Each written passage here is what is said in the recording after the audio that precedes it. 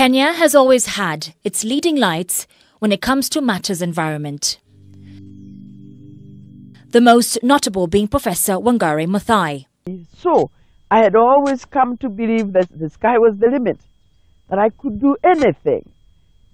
I have the capacity, and I have the commitment, and I have the passion to do anything. I can do anything. The icon who gave her life for Kenya's environment. And a year after the turn of this decade, she passed on, marking the end of an era of fearless environmental conservation.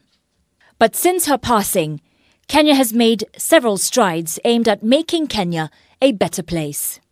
For example, in 2013, the government, through the Ministry of Environment at the time, came up with a national environmental policy to guide planning for and sustainable of natural resources, as well as recognizing vulnerable ecosystems that warrant special attention from government. But perhaps the biggest environmental milestone in this decade has been the ban on plastic carrier bags in 2017. This ban was occasioned by the fact that these bags clogged rivers and drainage systems, as well as choking up rivers and ecosystems. A study supported by NEMA found that more than 50% of cattle near urban areas were found to have plastic bags in their stomachs. So after years of promising to take action, the government made the manufacturing, sale and distribution of plastic carrier bags illegal.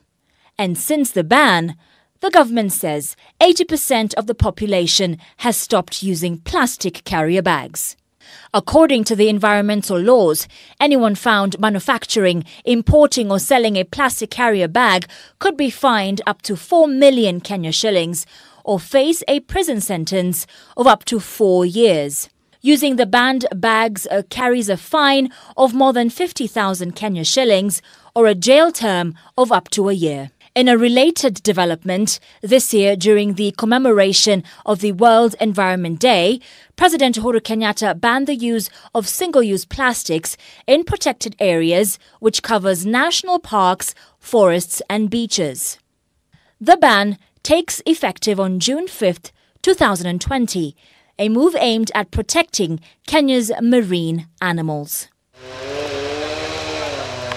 Kenya continues to be plagued by unlawful settlements, logging and charcoal production in its indigenous forests, reducing forest cover to 7% of landmass, according to data from Kenya Forest Service. The most contentious of these remains the Mau issue. The evictions, whose phase 1 began in 2009, remain a thorny political and environmental issue in the country, with phase 2 having been implemented this year, amid chaos and allegations of incitement by area political leaders. However, the government stuck to its guns until every last squatter who had been settled there during the KANU regime was moved out. Hatutaki mtu yote aseme ako na sababu kamwe ya kukaa pale kusema kwamba anangojea mifugo yake ama anangojea chakula yake. Hapana, hakuna.